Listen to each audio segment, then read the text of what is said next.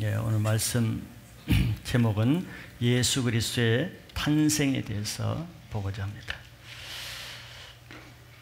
우리 인류 역사상 가장 큰 사건이 있다면은 하나님의 아들이 인간의 몸을 입고 이 땅에 오신 성육신 사건이라고 할 수 있죠. 아마 이 세상 사람들은 아폴로 우주선을 탄 암스트롱이 달에 착륙한 것을 그렇게 말할 수도 있을 것입니다. 그때 저도 그 실시간으로 TV로 생중계하는 것을 학생 때 본 기억이 납니다. 전 세계 인간이 달에 착륙하는 것을 생방송으로 보도했죠. 그러나 그보다 더 큰 달에 사람이 착륙한 정도가 아니라 저 먼 우주 밖에 있는 하나님의 아들이 이 땅에 착륙하신 그 놀라운 사건일 때는 TV가 아니라 방송 하나 한 적이 없고 그것을 아는 사람도 보도하는 사람도 아무도 없었습니다. 또한 그 하나님의 아들을 환영하는 사람도 아무도 없었어요. 그런데 이것이 얼마나 놀라운 사건입니까? 또 이것이 이 세상 사람들이 하는 모습과 사람들이 하는 방법과 하나님이 하시는 일과 또 하나님이 하시는 방법의 차이를 아주 적나라하게 볼 수가 있죠. 사람이 아무리 그때는 제가 본 기억에 흑백 TV로 전 세계 중계한 것 같은데 사람이 그 정도 한다 그러면 하나님이 DTV를 해가지고 더 놀라운 전 세계인들이 한 번에 볼 수 있는 공중 방송을 할 수도 있으신 분이죠. 하나님의 능력으로. 무지개를 한번 쳐버리면 하늘이 다 무지개로 바뀌게 하시는 분인데 그럼에도 불구하고 하나님은 자기 아들이 이 땅에 올 때 아무도 모르게 하실 분들어 그렇게 들리면서 알리지도 않았습니다. 요한복음 1장 10절 11절에 그 사건을 이렇게 말씀하고 있어요. 그가 세상에 계셨으며 세상은 그로 말미암아 지은 바 되었으되 세상이 그를 알지 못하였고, 여기 그가 예수님입니다. 예수님이 세상에 계셨고 세상이 예수님으로 말미암아 지은 바 됐는데 세상은 자기 주인 예수님을 알지 못하였고, 11절에 보면 자기 땅에 오매 자기 백성이 영접하지 아니하였으나 그랬어요. 자기 땅에 자기 주인이 왔는데 자기 백성들이 영접하지 않았다는 거죠. 그러나 그 백성들에게 물어보면은 우리가 언제 그랬냐고 아마 그렇게 반문을 하겠죠. 왜 그러겠습니까? 이 땅은 영적으로는 사단이 지배하는 땅이기 때문에 그렇다고 할 수 있습니다. 그래서 이 땅의 사람들은 하나님을 대적하는 사단에 속해 있기 때문에 사단이 지배하는 이 땅의 소식에는 비상한 관심을 가지고 있습니다. 자자보리한 정치 얘기, 경제 동향, 연예인 소식, 스포츠 이런 사건에는 귀를 세워가면서 지대한 관심을 가지고 TV로 인터넷으로 온갖 소식통을 다 동해서 끝까지 추적해서 알고자 하죠.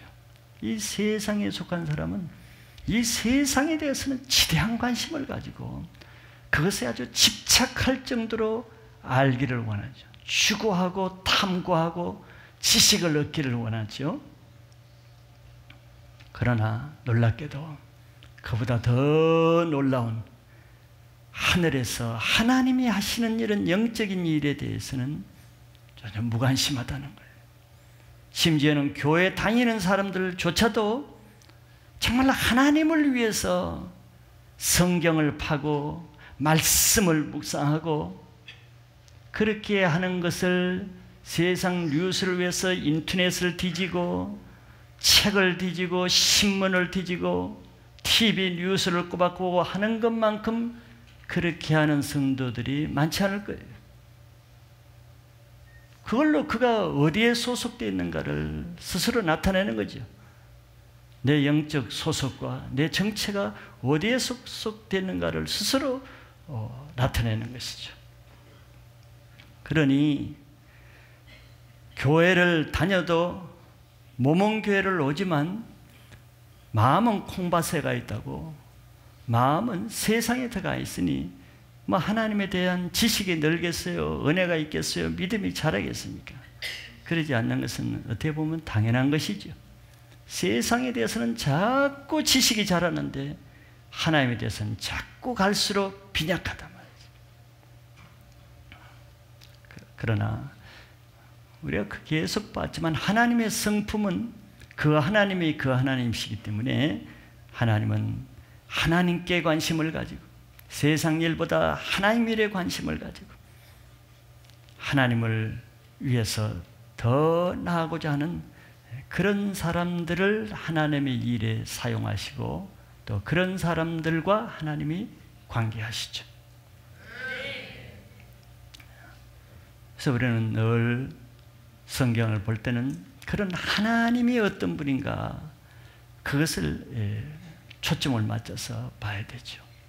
마리아를 보든 요셉을 보든 또 오늘 나오는 사건을 보든 늘 하나님이 어떤 분인가, 하나님은 어떤 사람을 물리치고 하나님은 어떤 사람을 가까이 하시는가. 성경에 다 나와 있죠. 하나님은 야고보서에서 교만한 자를 물리치고 겸손한 자를 가까이 한다. 그 하나님이 그 하나님이 구약에서도 그 하나님이고 신약에서도 그 하나님이고 그 하나님이 아브라함을 대할 때도 그 하나님이고 마리아를 대할 때도 그 하나님이고 바울을 대할 때도 그 하나님이고 여러분들을 대할 때도 그 하나님이 저 같은 하나님의 성품으로 하나님은 아브라함 때부터 지금까지 모든 사람에게 하나님의 같은 성품으로 대하신다는 거예요. 그래서 우리가 그 하나님을 알기를 원해요.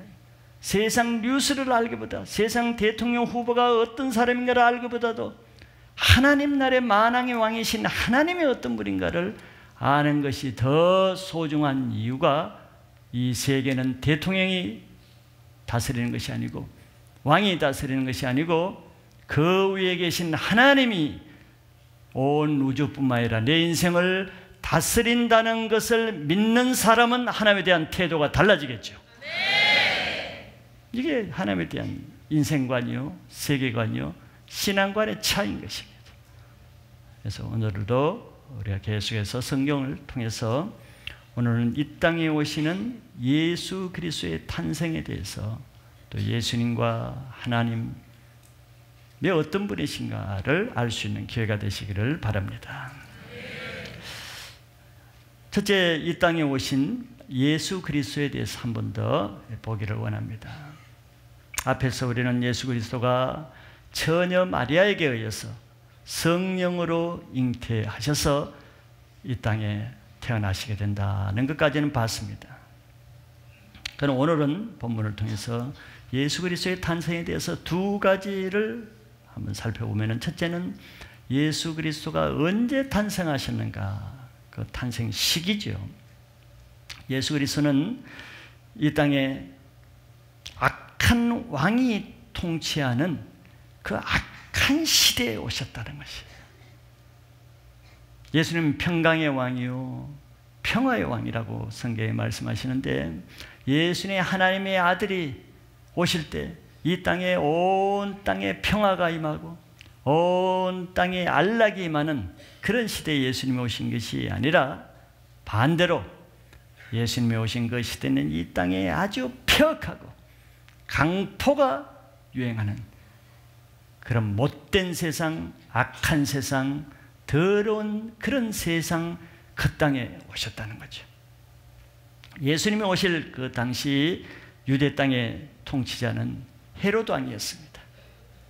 이 헤롯 왕은 자기 그 왕권을 유지하기 위해서 얼마나 못된 짓을 했는지 그 한 가지만 말하면, 자기 왕권을 유지하기 위해서 자기 아내도 죽이고 자기 아들까지도 죽일 정도로 아주 잔인하고 포악한 왕이에요.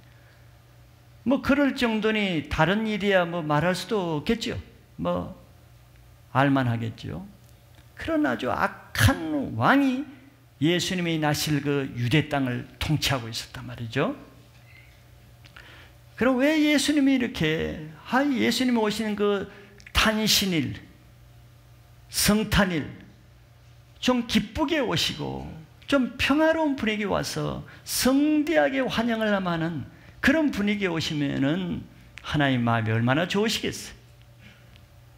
근데 하나님은 그 모든 세상을 주관하시면서도 하필이면은 우리가 볼 때 가장 세상이 어수선하고 살벌하고 잔인하고 피바람이 모는 그런 시대에 자기 아들을 그 핏덩이 아기로 보내신단 말이죠.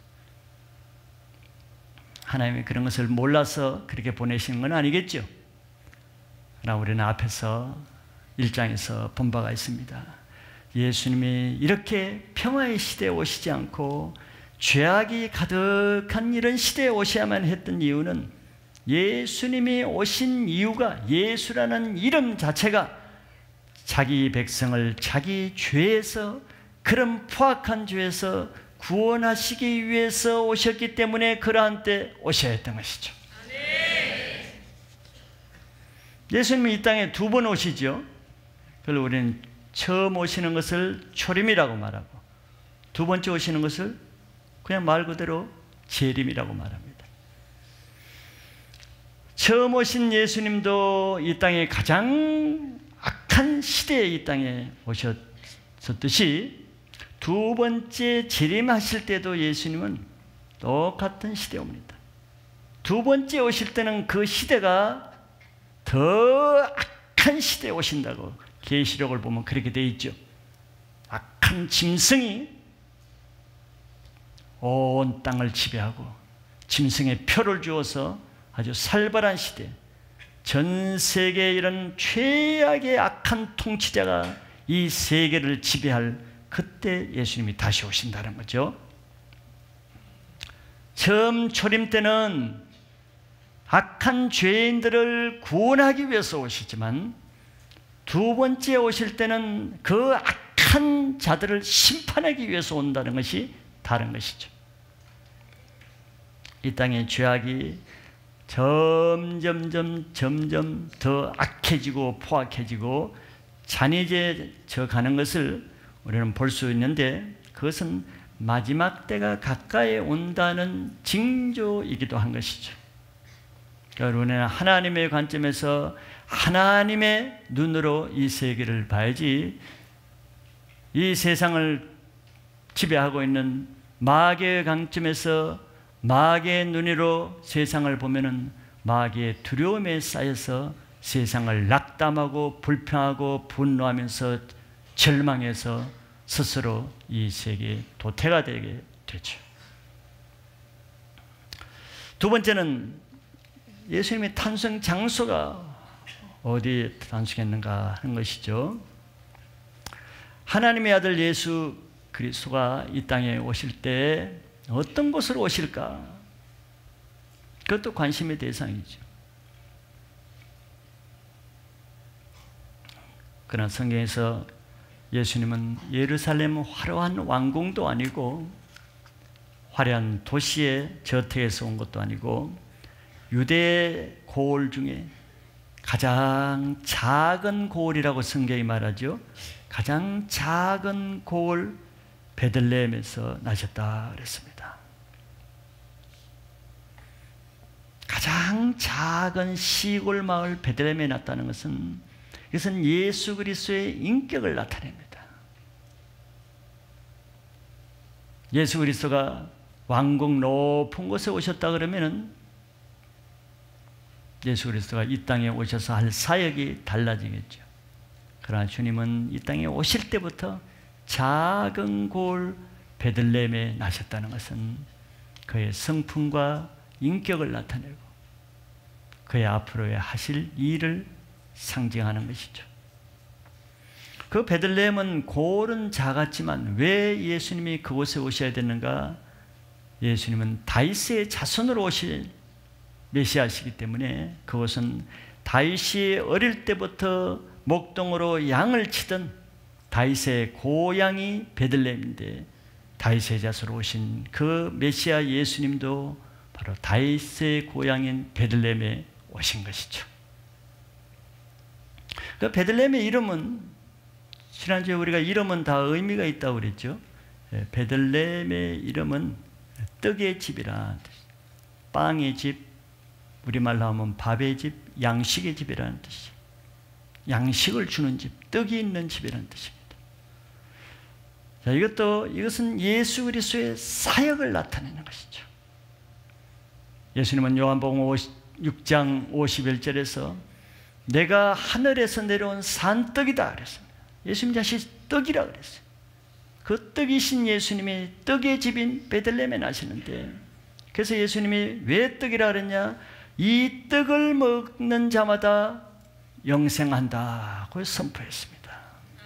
이게 예수님의 사역이, 예수님이 떡을 주시는, 생명의 떡을 주시는 사역을 하시는데, 그러나 들레면서 왕처럼 이름을 내면서 하는 것이 아니라 작은 고을 베들레헴의 모습으로 그 사역을 한다는 거죠. 자, 그러면 예수님이 베들레헴에 태어나는 것이 물리적으로는 그렇게 자연스러운 것이 아닙니다. 오히려 이상한 것이죠. 왜냐하면 우리가 1장에서 본 것처럼 예수님을 잉태한 마리아와 요셉은 어디에 살고 있느냐 하면 나사렛 사람입니다. 나사렛 살고 있어요. 예수님을 잉태하셨어도 나사렛에서 잉태한 새로 지금 살고 있단 말이죠. 그러면 자연히 예수님이 나사렛에 출산하시는 것이 정상인데, 아니 예수님은 또 출생지는 나사렛에서 멀리 떨어져 있는 베들레헴에서 출생했단 말이죠. 이상한 것이죠. 자연스러운 것이 아닙니다. 자, 이렇게 이상한 것은, 자연스럽지 않은 것을 우리는 기적이라고도 하고, 자연스럽지 않는 모든 배후에는 하나님이 하시는 놀라운 뜻이 있다는 것이죠. 즉 자연스럽지 않다는 것은 사람으로서는 할 수 없는 일인데 하나님이 하셨다는 뜻이 있는 거죠. 우리 알듯이 누가복음에 더 자세히 설명되어 있듯이 마리아가 임신했는 임신 초기에가 아니고 임신 말기쯤에 대해서 출산이 다 된 기일 시점에서 로마 황제가 호정령을 내리잖아요. 그래서 요셉이 그 임산부인, 출산일이 가까운 그 자기 아내를 데리고, 옛날에 무슨 자가용이 있었던 것도 아니고 기차가 있는 것도 아니고 그냥 아마 기껏해야 낙타나 노새에 태워가지고 갔을 텐데, 그 먼 길을 임산부가, 그 임산부의 몸으로 요셉이 호적을 해야 되니까, 호적은 본적에서 하잖아요. 근데 요셉은 유다 지파이기 때문에 유다 지파의 본적이 다윗의 고향인 베들레헴이잖아요. 그러니까 본적지에 가기 위해서 자기 아내를 데리고 베들레헴까지 간 거죠. 근데 이 호정령이 아니면은 어느 누구가 평소에도 갈 일이 없지만 임산부인 아내를 데리고 베들레헴의 본적지에 갈 일이 뭐가 있겠어요? 갈 일이 있어도 출산하고 나든가 가지, 몸이나 좀 풀고 나서 가지, 임산부의 몸으로 왜 그 먼 길로 가겠습니까? 그러나 아구스도 왕이 호정령을 내렸기 때문에 가지 않으면 안 될 그런 상황이 된 거죠. 그리고 베들레헴에 뭐 호정만 하면 돌아가는 거예요. 거기서 살려고 한 게 아니에요. 살 집도 없고 그냥 마구간에 잠시 거처하는데, 근데 또 그 베들레헴에서 호적하는 것 짧은 시간, 그냥 마구간에 빨리 떠난 거죠. 냄새나는데 거기 오래 있고 싶겠어요? 뭐 빨리 호적만 하면 떠나려는데 그 짧은 시간에 출산을 해서, 야, 놀라운 일이죠. 이것이 기적이고 하나님이 하시는 일이란 말이죠. 이것은 미가서 5장 2절에 벌써 몇백 년 전에 하나님이 미가 선지자를 통해서 메시아는 작은 골 베들레헴에서 태어날 것이라고 이미 예언을 했어요. 이 예언을 이루기 위해서 하나님은 그 시간까지도, 출산 기일까지도 계산해서 정확한 타이밍에 정확하게 호정령을 내리게 해서 정확하게 그 마구간에 있는 동안에 출산하게 하신 거죠.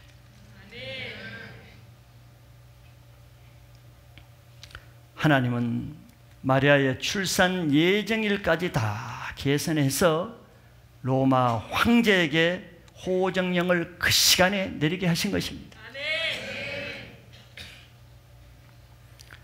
호정령이 만약에 조금만 일찍 났어도 한 달 전에 났거나 한 달 후에 아니면 일주일 전에 일주일 후에 아니면 3일 후에 3일 전에 났으면 아마 예수님은 나사렛과 베들레헴 중간 길에서 아마 출산했을 거예요.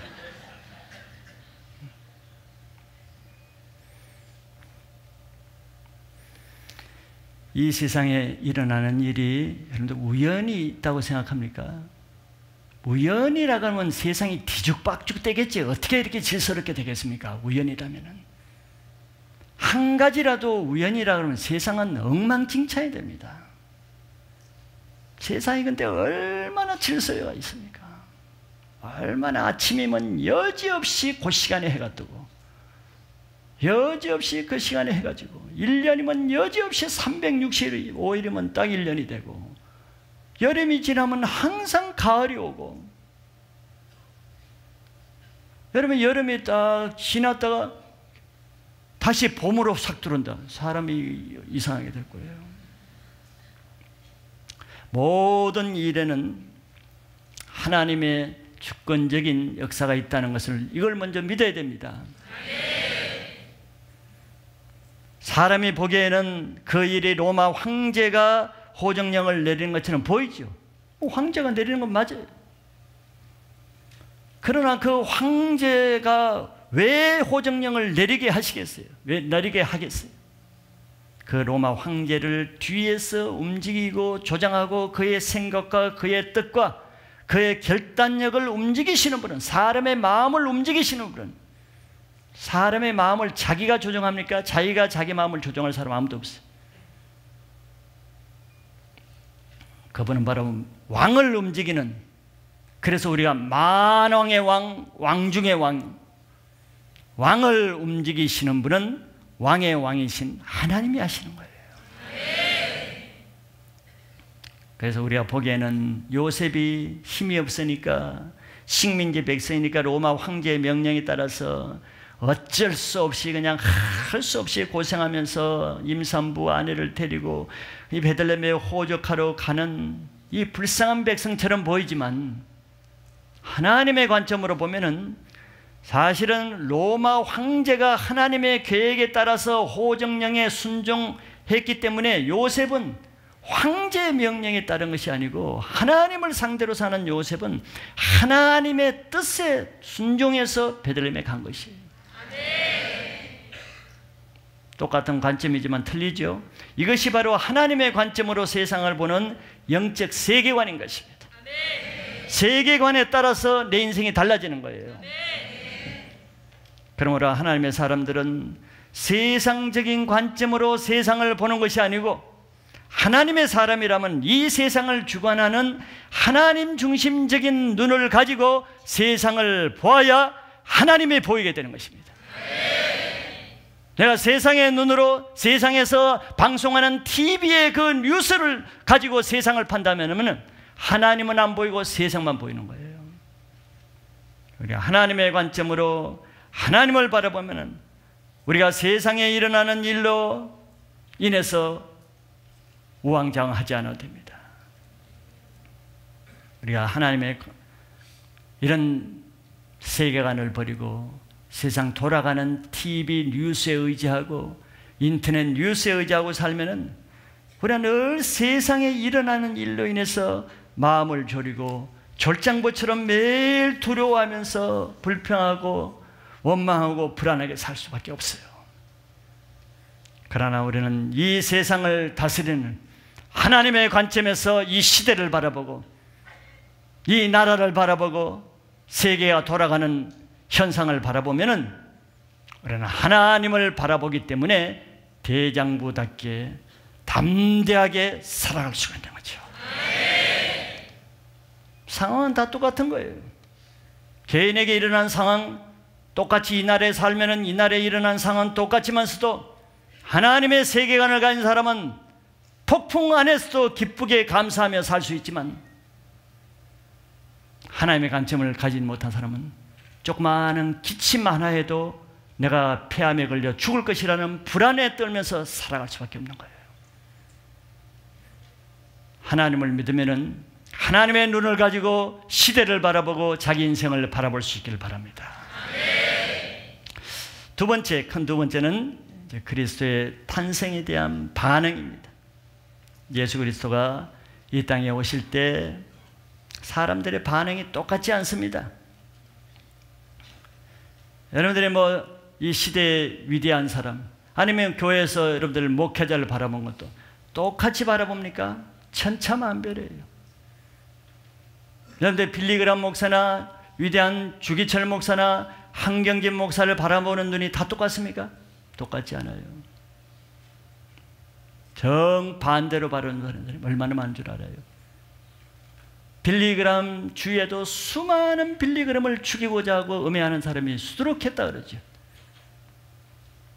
한경진 목사님이 그렇게 훌륭해도 그 밑에 있는 가까운 사람들이 늘 대적하는 사람들 항상 있는 거예요. 사람이라도 하물며 그러는데 완전하신 하나님의 아들이 오는 데야 말할 필요도 없겠죠. 아무 죄가 없으신 예수님, 완전하신 예수님은 다 그분을 존경하고 다 그분을 믿고 그분 말에 다 순종하겠어요? 그렇지 않는 거예요. 왜? 그분이 잘못이 있는 게 아니라 그분을 바라보는 사람들의 행태가 천차만별이기 때문에. 예수님이 그래서 누가복음에서는 예수님이 리트머스 시험지와 같이 또 아니면 지렛대와 같이 예수님을 갖다가 대부르면은 그 사람들 속에는 실체가 다 드러나는 거예요. 그런데 어떤 전자파를 이렇게 체크하는 기계가 있습니다. 그럼 이 전기 있는데 이렇게 대려되면 삐삐삐 소리가 나요. 보통 때는 소리가 안 나요. 저 전자파가 나는지 안 나는지. 우리는 눈에 안 보여요. 근데 그걸 갖다 대면 막 소리가 나. 근데 어떤 데서 소리가 안 나고 똑같이 전기가 통하는데. 마치 예수님은 각 사람 볼 때는 다 선한 선녀 선남이죠. 다 착한 얼굴로 지금 보고 있잖아요. 근데 예수님을 탁 댈 때는 막 그냥 속에서 별게 다 나오죠. 어떤 사람은 막 선한 게 나오고 어떤 사람은 속에 괴물 같은 게 나오고 막 불평 원망 대적하는 소리가 막 나오죠. 이게 예수님의 능력입니다. 이게 예수님의 능력이에요.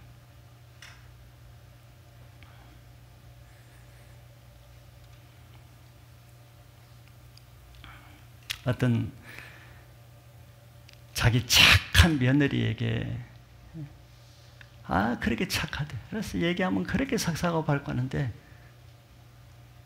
그 시어머니가 예수님에 대해서 조금만 입을 때니까 갑자기 얼굴을 완전 무서운 표정을 내네. 그 착한 며느리가 예수 그냥 말도 크게 안 예수 조금 꺼냈더니 막 칼날처럼 입을 담아. 놀라운 일이죠. 이게 예수의 능력이에요. 평소 착한 거 아무것도 아니야. 그거 아무것도 믿을 게 없대. 그러면 평소 착하면 뭐해? 사건을 한번 들여다 봐야지. 세일장에서 한번 내려오고 동역자에서 한번 내려와 봐야 속에 있는 게 막 부글부글 뜨려가지고 다.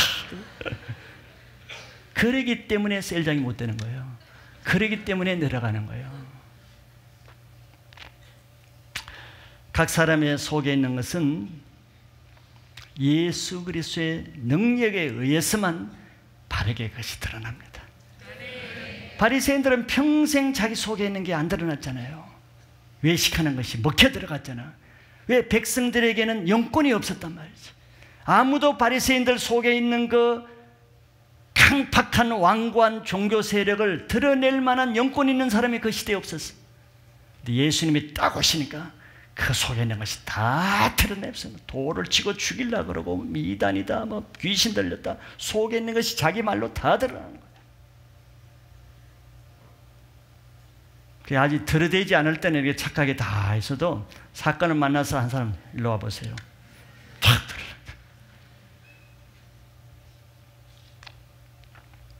드러날 것이다. 드러나고, 여러분들 은에서 찌기를 제해야 장인의 쓸만한 것이 나온다 그랬어요. 내 속에 찌꺼기가 있는데 하나님이 쓸 수가 없는 거예요. 셀 동역자로도 쓸 수가 없는 것입니다. 하나님이 그 아시지요? 속에 찌꺼기가 있는지. 그래서 은에서 찌기를 먼저 제거하라. 묵은 땅을 먼저 갈아엎어라. 찌기를 빼야 장색에 하나님 뭘 좀 쓸만한 거죠.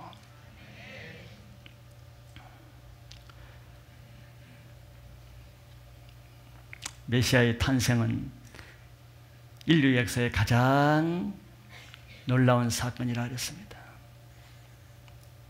그런데 그것을 가장 먼저 알고 환영하고 찾아온 사람은 자기 백성, 자기 땅에 있는 자기 일꾼들이 아니었어요. 이게 얼마나 놀라운 것입니까?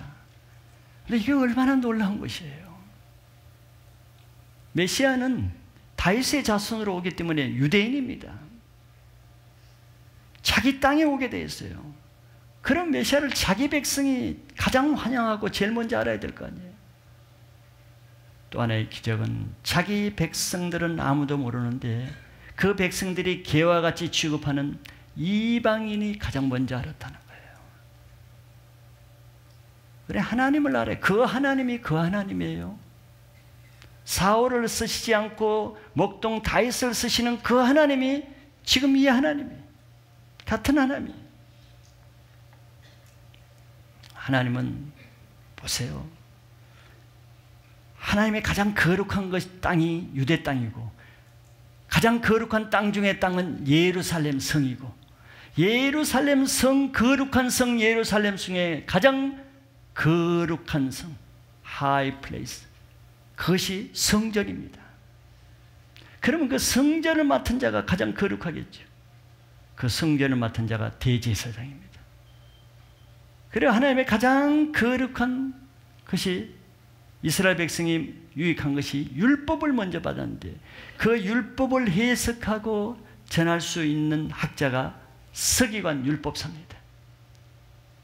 그런데 하나님은 하나님의 성전을 맡은 자기 대제사장이나 하나님의 율법을 맡은 그 서기관들에게 자기 아들 메시아를 먼저 맡기지 않았어요. 그리고 율법도 모르고 유대 백성도 아니고 예루살렘 땅에 살지도 않는 저 멀리 동방 이방인입니다. 이방 동방 박사들에게 먼저 메시아를 계시해 주는 거예요. 근데 메시아의 계시는 율법에 다 나와 있잖아요. 이사야서나 미가서나 다 율법에. 그 유대인들은 메시아를 알기가 너무 쉬워요. 왜? 자기 땅에 자기 같은 모습으로 율법대로 오니까 얼마나 쉬워요. 율법대로 오니까 자기 땅에 베들레헴에 온다고 나와 있고 굉장히 쉽게 만날 수 있어요. 그러나 이방인들은 유대 백성도 아니야. 예루살렘에 살지도 않아. 베들레헴이 어디인지도 몰라. 그리고 율법책도 없어. 어디에 나는지도 몰라. 이게 얼마나 메시아를 만나기가 힘들겠어요. 조건적으로. 그런데 하나님은 그 조건에 상관없이 동방박사 별이라는 율법도 아니고 지식도 아닌 하나님 만드신 별이라는 도구를 사용해서 메시아를 막 그래서부터 어렵게 만나게 했어요. 그 동방에서 예루살렘까지는 먼 거리일 뿐더러 별을 따라와야 되니까 밤에만 이동했어야 되지 않겠어요? 어려운 짐승이 있고 시내가 있고 산이 있는 그 밤길 산길 강을 건너는 길로 어렵게 만나게 하셨어요.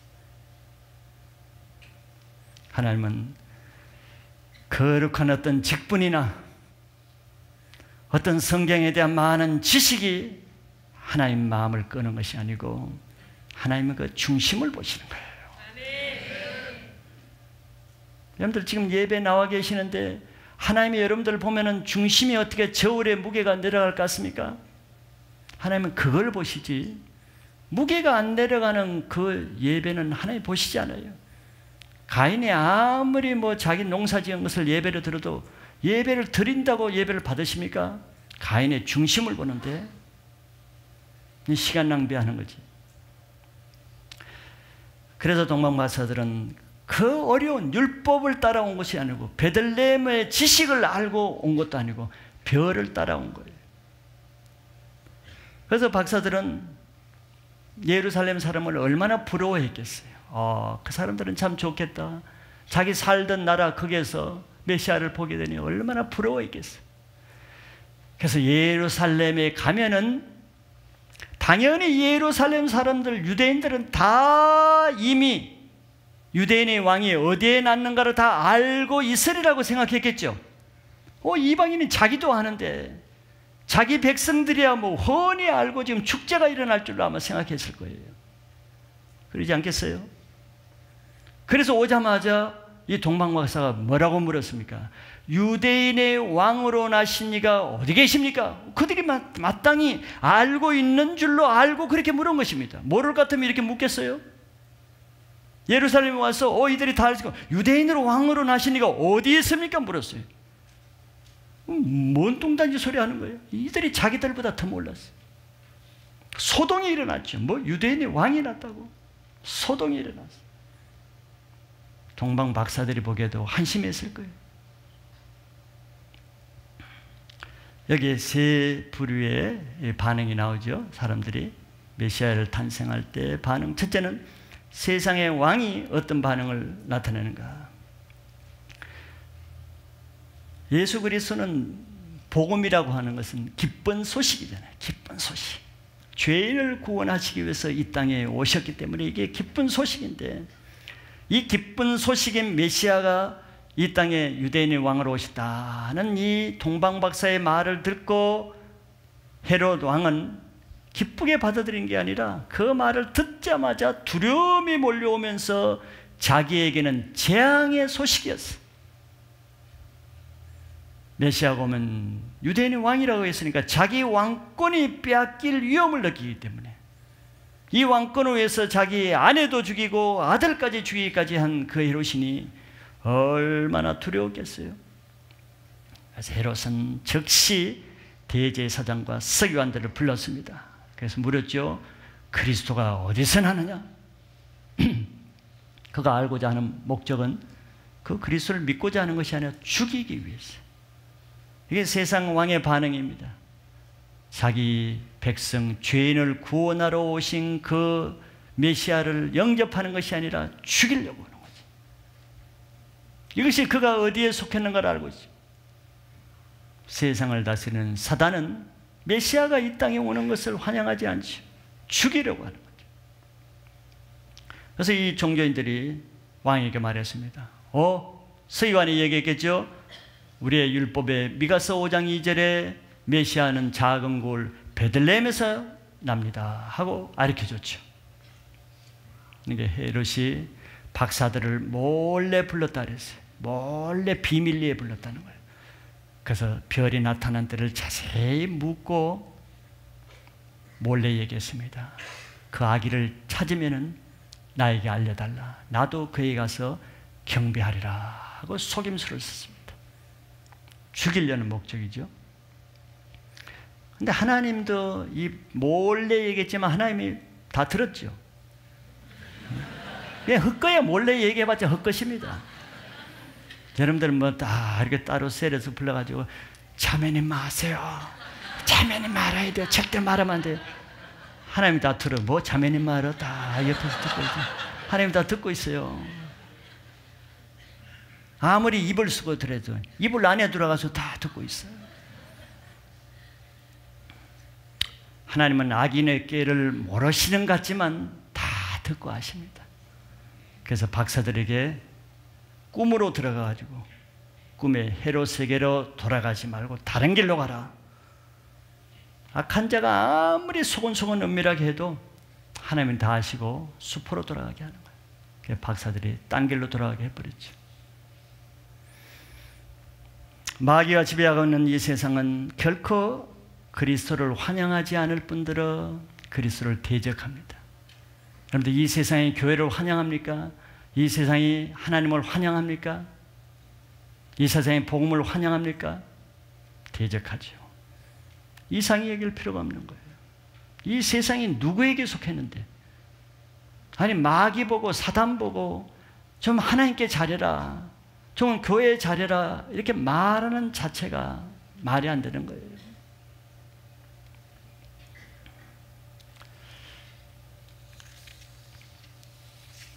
이런 사람들은 교회를 비록 다닐지라도 예수님을 믿고자 교회를 다닙니까? 예수님을 깊이 믿으면은 자기가 가지고 있는 시간도 뺏기고 물질도 뺏기고 자기가 손해볼 것 같은 걱정을 하면서 교회를 다니죠. 그러니까 교회 멀찌감치 앉아가지고 뺏길만 하면 빨리 도망갈 생각을 하고 세상 것을 포기하고 죄를 끊어야 될 것을 두려워하는 거예요. 교회 오면 내가 이거 세상 죄 지는 거 끊어야 되는데 주일날 일도 못하는데 내가 또 뭐 헌금하면 돈도 뺏기네, 시간도 뺏기네. 교회를 왜 와? 정탐하기 위해서. 헤롯이 왜 메시아가 난 것을 알려달라고 그랬어요? 죽이기 위해서인 거지. 믿으려고 한 게 아니라. 근데 이런 사람들은 교회에 와도 예수님께 가까이 가게 될까 봐 겁나는 거예요. 뭐 세일에 좀 나오세요. 아이고 겁나요. 가까이 가는 것을 겁나요. 왜 교회로 오는 거예요?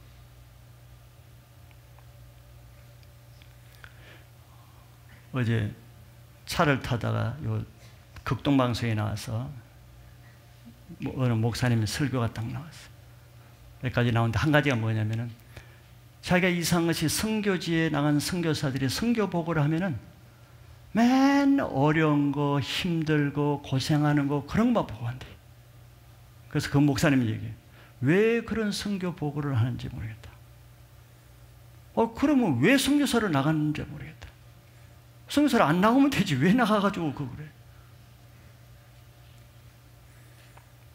즉 선교사로 나가겠다는 것은 그런 것을 이미 감수하고 각오하고 희생을 각오하고라도 내가 복음을 전하기 위해서 나왔는데 뭐 영혼을 돕고 사역한 건 하나도 없고 고생한 것만 고생한 거. 빨리 들어와라, 빨리 들어와. 고생하지 마, 들어와라. 들어와야지. 들어와야지. 고생 안 해도 빨리 들어와라. 안 되겠다. 그걸 고생으로 안 여기는 사람이 나가야지. 왜 교회를 다니냐 말이지. 왜 교회를 다녀요? 훈련 받는 게 힘들고 뭐 주님께 헌신하는 거 왜 교회를 다니지 마라 하는데 물어보면 왜 다녀? 왜 고생하면서 힘들어하면서 왜 마음 조마조마하면서 왜 앉아있어 예배를? 무슨 강도한테 자기 거 뭐 인생 틀릴까 봐 왜 그렇게 조마조마하고 가슴을 떼고 마음을 못 열고 왜 앉아있어? 오지 마라.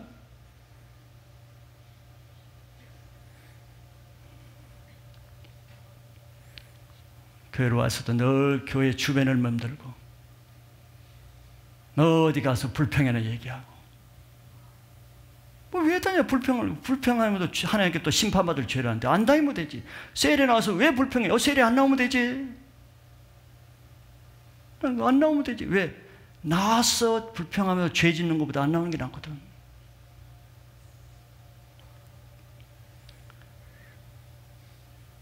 자기 드리는 시간이 아깝게 여겨지고 하나님께 드리는 물질이 아깝게 여겨지면 안 드리면 되는 거지. 교회 안 나오면 그렇게 안 해도 필요 없지. 지금 예수님이 누구 때문에 이 세상에 왔는데? 누구 때문에 예수님이 그 보좌를 버리고 이 땅에 오시는데? 누구 때문에 지금 이런 예배를 드리고 말씀을 선포하게 하고 교회가 왜 있는데? 뭘 주객을 모르는 거예요. 헤롯은 지금 뭘 모르는 거예요. 그는 교회 와서 교회를 욕하고 대적해. 메시아가 자기에게 아무 해를 받지 않는데 메시아를 죽이려고 그래. 이게 세상의 원리죠. 이게 마귀가 하는 것입니다. 그러나 내 삶을 예수님께 맡기면 내 인생이 예수님이 빼앗아갑니까? 빼앗아갈 게 뭐가 있어요? 내 삶을 세상에 맡기니까 내 영혼이 얻어도 공고하고 먹어도 쓴맛이요 잠을 자도 집부당하고 무엇을 해도 만족이 없는 것이지. 마귀에게 속기 때문에. 그러나 내 인생을 주님께 맡기면은 주님이 내 인생에 부족한 것을 채워주고 내가 평생 노력해도 얻지 못할 영원한 생명을 주신다는 걸 믿으시기 바랍니다. 두 번째는 종교 지도자들이죠. 헤롯 왕이 대제사장과 서기관들에게 그리스도가 어디서 나겠느냐 물었을 때 아마 서기관이 당당하게 앞에 나와서 폼을 됐을 겁니다. 딱 하고 예, 미가서 5장 2절에 베들레헴에서 납니다. 그러면서 아주 미소를 지었을 거예요. 그런 거 내가 잘 알고 있다는 것이죠. 나는 메시아에 대해서 잘 알고 있습니다. 그런 것쯤은 우리는 기본적으로 알고 있습니다. 왜 지금 동방마사들은 그 멀리 와도 메시아가 어디 있는지 몰라. 헤롯은 왕이라도 그거 몰라. 근데 서기관은 그런 것쯤은 너희들 모르지만 나는 다 알고 있다는 거예요. 그래서 실제로 또 서기관은 성경적으로 메시아에 대해서 성경을 정확하게 인용해서 정확하게 대답했습니다. 멋진 대답을 했어요. 베들레헴에서 난다는 거예요.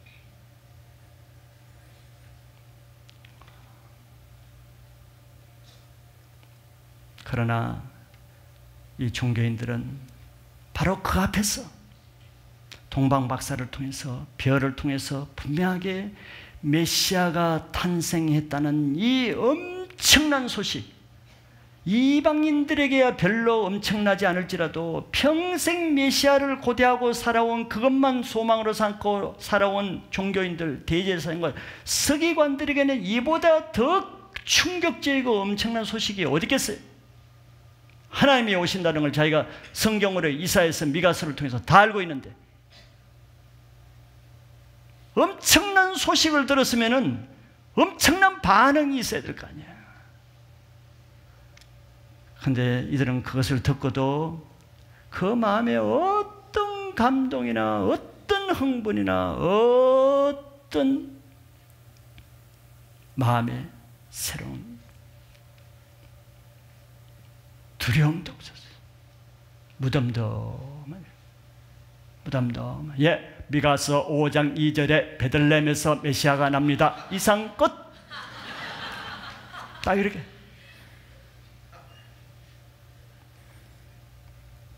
그들이 그 지식대로 자기가 아는 그 많은 성경 평생 모태신앙으로 살아오면서 평생 주일학교 때부터 들어온 그 성경을 영어로 알고 있었다 그러면은 동방박사로부터 그 말을 들을 때 사실 미가서 5장 2절을 말해주기 전에 먼저 흥분해서 그 자리에 무릎을 꿇거나 아니면 동방박사 너희들은 여기 있으라 내가 먼저 간다고 자기들이 먼저 뛰어가서 밤에 베들레헴을 갔을 거예요. 그러지 않게 그게 정상이잖아요. 진짜 자기가 알고 있는 성경 지식대로 영어로 신앙생활을 했다 그러면 그 말씀대로 그런 반응이 나와야지. 너희들은 예, 베들레헴에서 납니다. 이상껏 가만히 있어.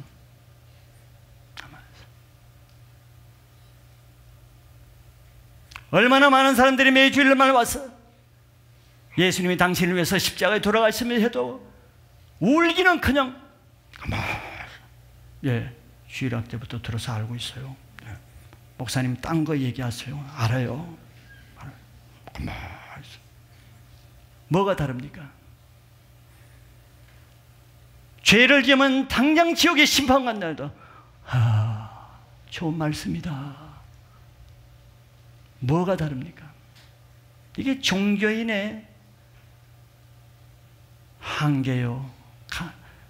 세상 사람보다 더 불쌍한 교회 안에 있는 종교인들의 모습이에요. 아무리 피리를 불어도 춤을 출 생각을 안 해요. 아무리 슬픈 애곡을 해도 가슴 치는 사람이 없어요.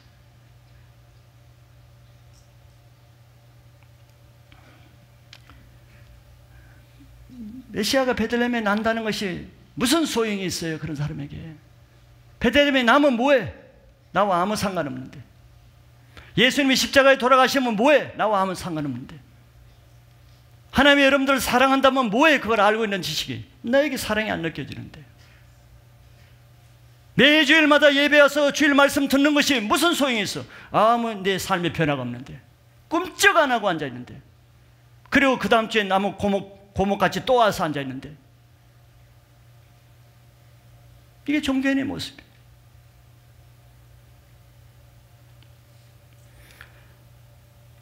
메시아가 났다는데도 어떻게 꿈쩍하지 않는, 이게 무서운 종교의 모습이라면 꿈쩍하지 않고 표정 하나 안 바뀌고 앉아있지. 그들은 아마 허무한 마음을 가졌을 거예요. 헤로드 왕 앞에서, 동방박사 앞에서 자기가 메시아에 대한 정확한 성경 지식을 알려줬다는 그 자부심으로 인해서 아마 뿌듯한 마음에 미소를 지었을지 모르겠어요. 내가 저 설교 말씀 정도는 잘 알고 있다는 그 정도 자부심을 가지고 주일배 마치고 돌아갈 사람은 있을 거예요. 성탄절 때마다 이 말씀을 여러분들이 10년 다녔으면 10번 들었을 것이고 20년 다녔으면 수번 이상 들었을 것이기 때문에.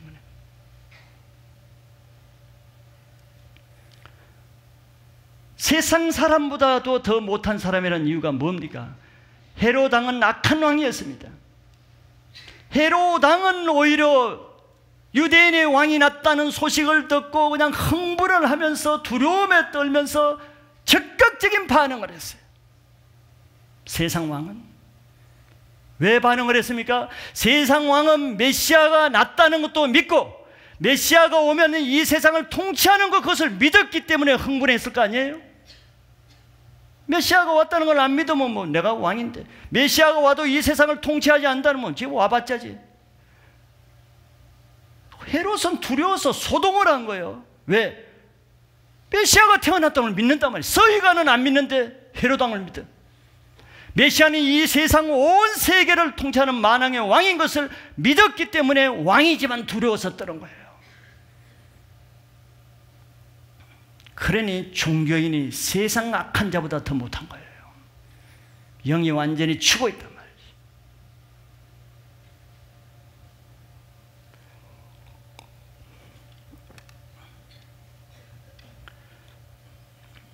아무리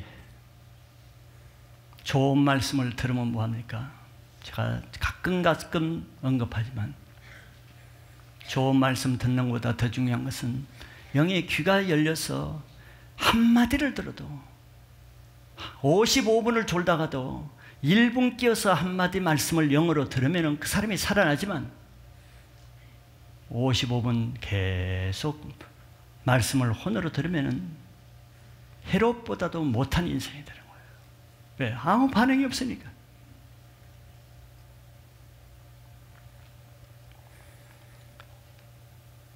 예수님에 대해 지식은 늘어가지요.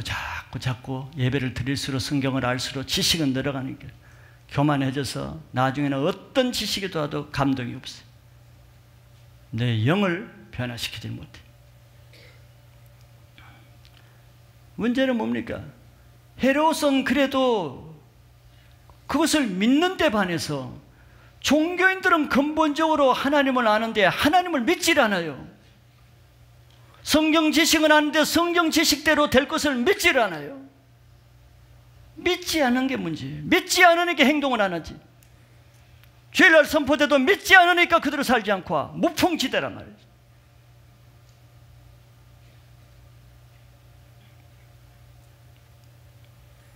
그 말씀에 요지부동 아무 일도 일어나지 않는 죽은 영혼이지. 그런데 하나님은 그저께 큐티 내용에 나온 대로 하나님은 그런 사람의 인생을 헛되게 보내게 하시고 그들의 날을 두려움으로 보내게 하신대요. 시편 78편 33절 여러분들 큐티 들으셨죠? 하나님이 그런 사람들의 날들을 헛되이 보내게 하시고 그들의 횟수를 두려움으로 보내게 하신대요. 매주마다 그 인생을 헛되게 보내게 하는 거예요. 매달마다 그 인생을 헛되게 보내게 해요. 1년이면 1년, 5년이면 5년 그 인생을 교회 안에서 헛되게 보내게 하네. 헛되게 보낼 뿐입니까? 늘 마음의 두려움으로 세상 근심, 자녀 근심, 육신의 건강 근심 늘 두려움으로 보내게 하신다. 왜 인생을 이렇게 살아야 됩니까? 하나님을 못 믿는 사람의 하나님의 심판이요 저주입니다. 이것이.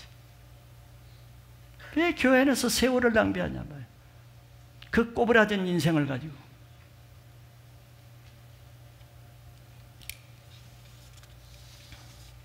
예수님이 세리와 창기들을 책망하신 적은 별로 없어요. 복음서에 예수님이 가장 많이 책망한 것은 바리새인, 서기관, 대제사장, 율법사들입니다. 종교인들이에요. 예수님이 그러시기 때문에 저도 그런 마음으로 얘기하는 거예요. 오늘날 교회도 똑같기 때문에. 그러나 살아계 있어 이 세상을 통치하시는 하나님을 내가 실제로 믿고 선포되는 성경 말씀이 실제로 이루어진다는 걸 믿을 때 내 영혼의 변화가 있고 내 인생이 달라지는 거예요. 왜? 내 능력이 아니라 그런 사람을 하나님은 가까이 하셔서 그런 사람의 인생을 하나님이 만지시기 때문에 내가 변화되는 것입니다. 이렇게 자 보세요. 죄인을 위해서 예수님이 자기를 위해서 온 것도 아니고 자기가 이 세상에서 무슨 영광을 구하고 편하기 위해서 오신 것도 아니고 죄인들을 위해서 그 많은 희생을 치르기 위해 이 땅에 오셨는데도 이 땅에 정치적인 권력을 가진 헤롯이나 교회 안에서 종교적인 교권을 가진 종교인들은 메시아를 환영하지 않았습니다. 관심이 없었어요. 왜 그렇겠습니까? 그들에게는 이 땅에서 메시아가 올 필요가 없어요. 메시아가 없이 사는 그들의 상태가 그들의 최상의 권세를 누릴 수 있기 때문에 그래요. 왕은 왕대로, 대제사장과 서기관 서기관대로 메시아가 안 오는 것이 그들에게는 더 행복한 시절이에요. 세상 영광을 누리기 때문에. 그런데 메시아가 오면은 자기의 이 기득권을 다 뺏기게 되는데 어떻게 메시아를 환영하겠어요? 조그마한 뭐 팀장, 셀장, 뭐 동역자 요거 하나도 내려가면 그냥 인생이 무너지는 거죠. 무엇을 위해서 신앙을 하는 거예요? 서기관, 대제사장처럼 대제사장 그 직분 때문에 하나님을 믿어. 서기관이라는 그 명예 타이틀 때문에 하나님을 믿어. 그러니까 메시아가 오면 그 타이틀이 없어질까 봐 메시아로 환영하지 않는 거예요. 주객이 전도 하나님을 믿는 거야. 내 명예를 믿는 거야. 예수님을 믿으려고 하는 거야. 내 세상에서 교회 타이틀을 믿어요. 지위를 얻기 위해서, 장로 되기 위해서 신앙생활을 한 사람이 많이 있대요.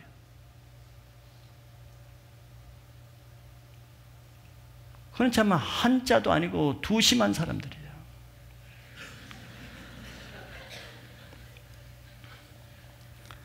지금 뭘 믿기 위해서? 종교인들이 이런 모습이란 말이에요. 메시아가 오는 것이 달갑지 않아요. 오늘날에도 이 세상에 교회를 다녀도 권세와 부와 명예를 가진 사람이 자기 인생에 예수님을 주인으로 모시기를 달궈하겠습니까? 자기 인생에 예수님이 주인이 되면 예수님 말씀대로 하라는 대로 해야 되는데 예수님 버리라 그러면 버려야 되고 예수님 하라 그러면 해야 되고 예수님이 하지 말라 그러면 안 해야 되는데 쉽겠습니까? 여러분, 가진 것이 없는 자는 편한 거예요. 그래서 내 제자가 되기 위해서는 모든 소유를 버리지 않으면 능히 내 제자가 될 수 없다는 거예요. 부자가 천국 가기가 왜 그렇게 어렵습니까? 부자를 버리려고 그러면 천국 가는 게 어렵지 않아요.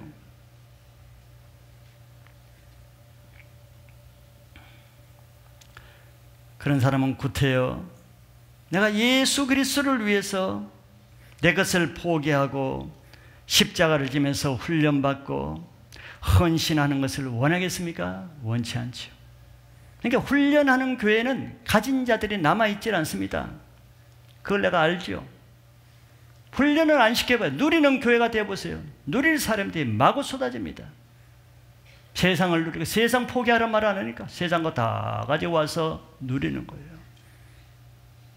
그러나 훈련시키려고 해보세요. 우수수 떨어지죠. 왜 예수님이 서기관 바리새인들은 있는 자들을 12제자로 안 택하고 아무것도 없는 어부들과 세리들을 제자로 택했어요? 있는 자들 모아놔봤자 한 달 못 배우고 다 떠나가는 거예요. 훈련 힘들다고.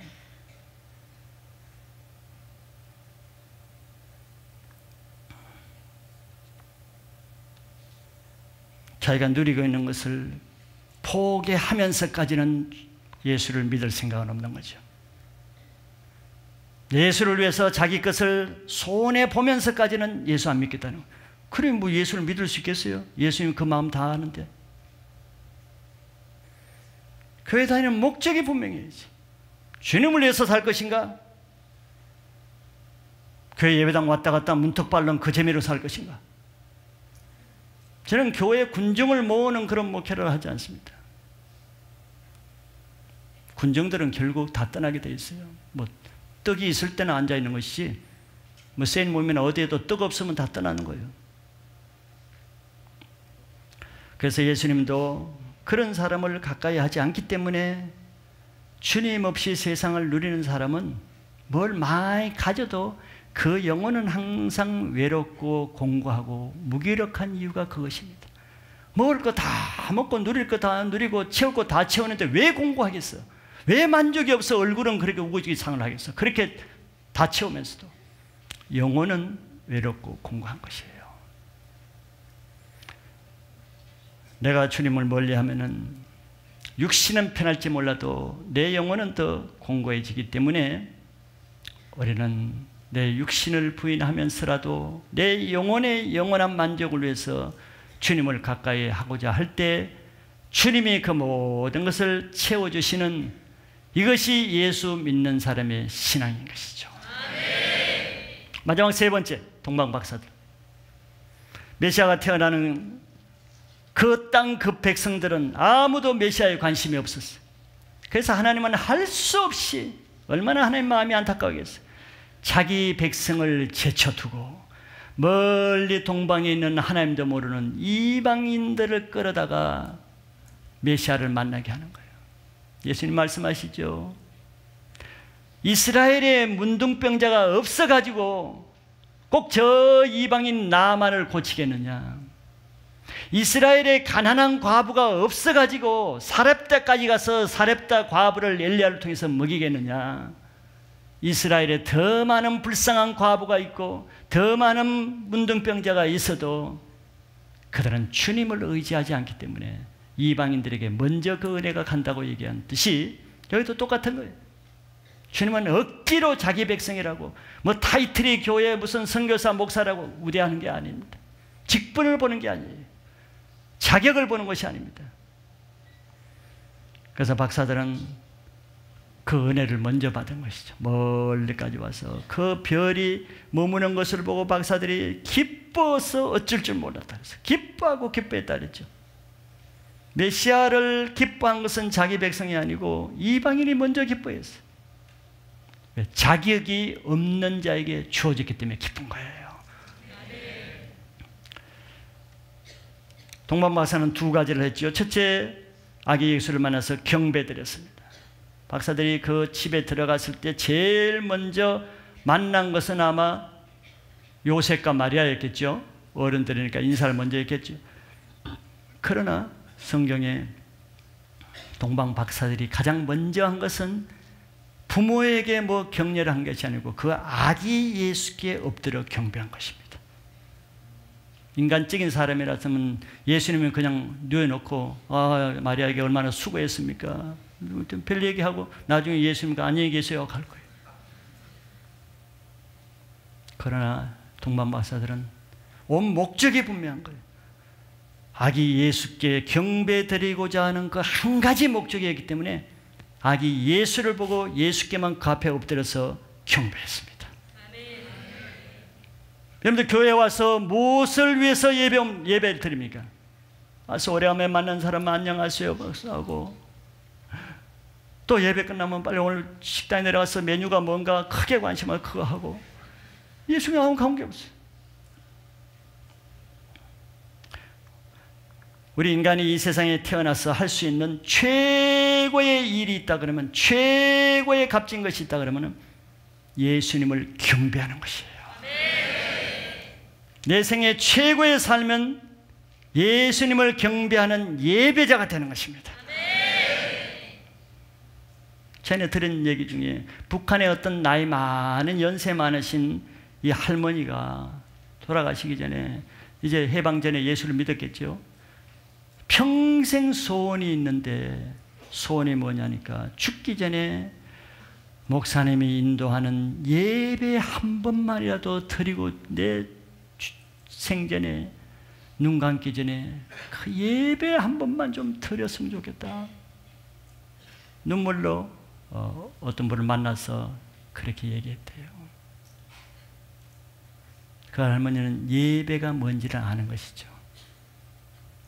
1000번, 10,000번 앉아서 있어도 예배 모르는 사람은 예배 모르지만 40, 50년 동안 예배를 드리지 못하고 북한 땅에서 지하교회에서 혼자 신앙하는데 죽기 전에라도 목사님 모시고 예배 한번 드리는 것이 죽기 전에 소원이라는 거예요. 이 할머니는 인생의 가치가 뭔가를 아시는 분이에요. 신앙하는 목적이 뭔가를 아시는 것입니다. 여러분들도 신앙을 새롭게 하시기 원한다면 앉아 있는 것이 예배가 아니고, 교회 예배당에 나오는 것이 예배가 아니고, 예수 그리스도께 내 영과 혼과 몸과 목숨을 다해서 내 모든 것을 주님께 산제물로 향기로 제사 예배 드리는 이 한 번의 경험을 맛보면 여러분들의 인생이 달라져요. 마지막 두 번째는 예물을 드렸죠. 박사들은 멀리서부터 아기 예수께 예배 드릴 목적으로 오는데 그냥 빈손으로 온 것이 아니고 그 멀리서 오면서 값진 예물을 보배함에 나가지고 왔어요. 그들은 보배함을 열어서 그 안에 있는 황금, 유향, 모략을 예수께, 아무것도 모르지만 예수께 드렸다. 부모에게 드린 게 아니에요. 예수께 드렸다 그랬어요. 하나님을 경배하는 예배는 성경에서 우리의 생명과 마음을 드리는 것이라 그랬죠. 근데 우리가 생명과 마음을 드리는 것을 그 자리에서 내가 뭐 칼로 해서 내 피를 죽어서 보내는 것입니까? 어떻게 내 마음과 생명을 드리겠어요? 그 표현은 내게 가장 소중한 것으로 드리는 것인데 그것이 바로 예물이죠. 네, 우리의 네 보물이 있는 곳에 네 마음이 있다 그랬습니다. 왜 여러분들의 교회는 물질에 마음이 막힌 줄 압니까? 하나님께 마음이 막혀 있으니까 그런 거예요. 그거는 절대적으로 같은 것입니다. 왜? 보물과 돈과 하나님을 두 주인을 같이 섬길 수가 없어요.